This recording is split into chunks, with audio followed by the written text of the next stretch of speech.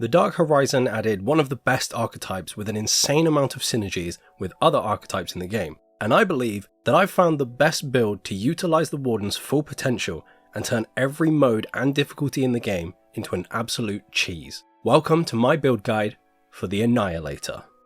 This build focuses on pushing the Warden's drone and engineer turret to their full potential, dealing insane amounts of damage with very little effort from you. The uptime that the drone and turret gain, along with the massive buff to their damage, absolutely melts bosses on any difficulty and turns Apocalypse into a cakewalk.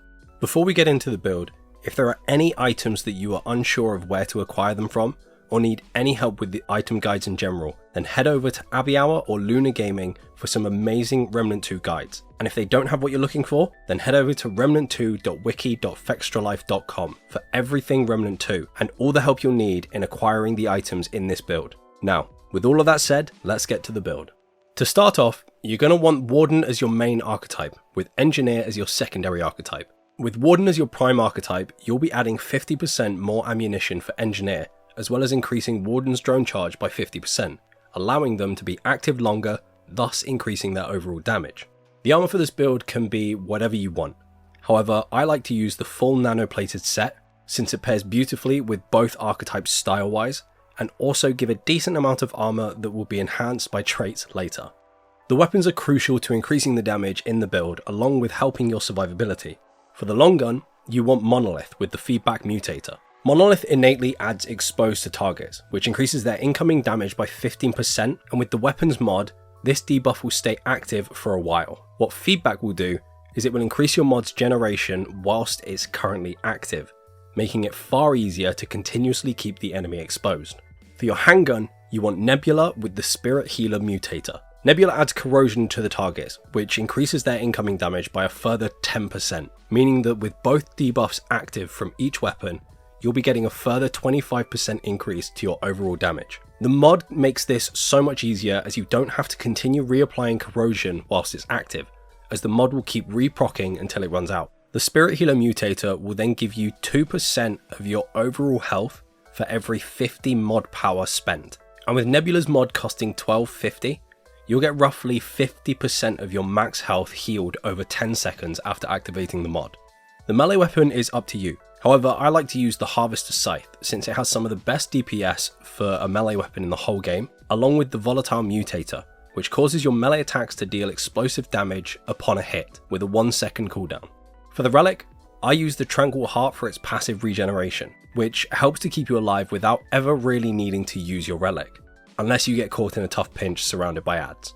For the Fragments, I use the skill duration, skill damage, and skill critical chance to further enhance the drone and Vulcan turret's power, along with increasing their uptime.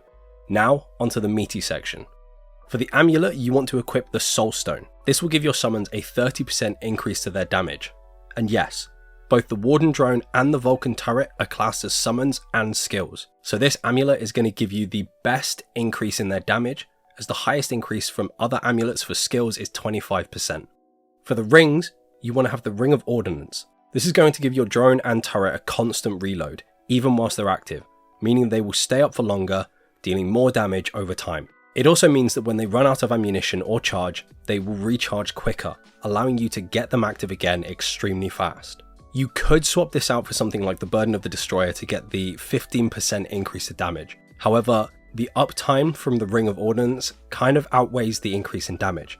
On top of that, the Monolith long gun already has a lower range than most weapons, and this 35% decrease means you would have to get a lot closer to enemies to hit them, which can cause you to get shot by your own turret, or just expose you to close range attacks.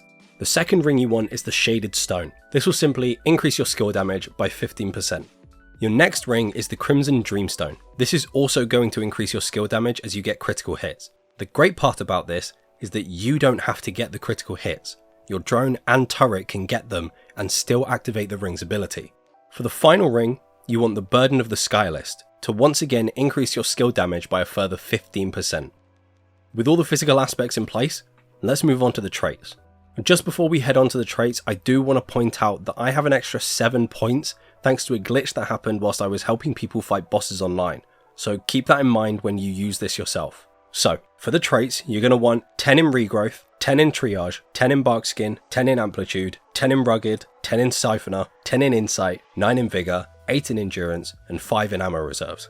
To account for the lack of the extra 7 points, you can remove them from Amplitude and Ammo Reserves, since Amplitude is only really for the mods, and the Ammo Reserves are just to rebalance from the Burden of the Sky list.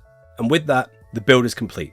This build absolutely melts bosses no matter the difficulty level, except for Venom. Venom's a little bitch and nothing makes him a cheese because he's a I hope you enjoy absolutely destroying bosses and rinsing through boss rush to get your loot and insane XP gains. If you enjoyed this video, then please do leave a like and subscribe, it really helps me out massively. I do a range of gaming content videos and have more Remnant 2 builds already uploaded and also on the way, so make sure to check them out. Thank you so much for watching, and as always, stay classy guys, peace.